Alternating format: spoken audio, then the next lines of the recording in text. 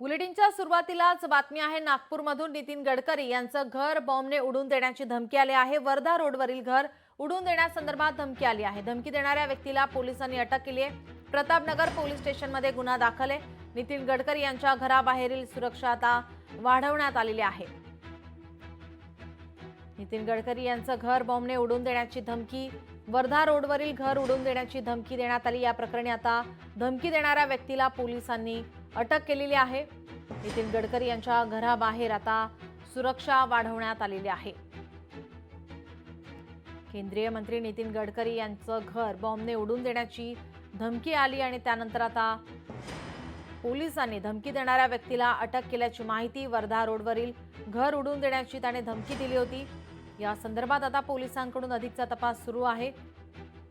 नितीन गडकरींच्या घराबाहेर मात्र आता पोलिसांचा बंदोबस्त वाढवण्यात आलेला आहे।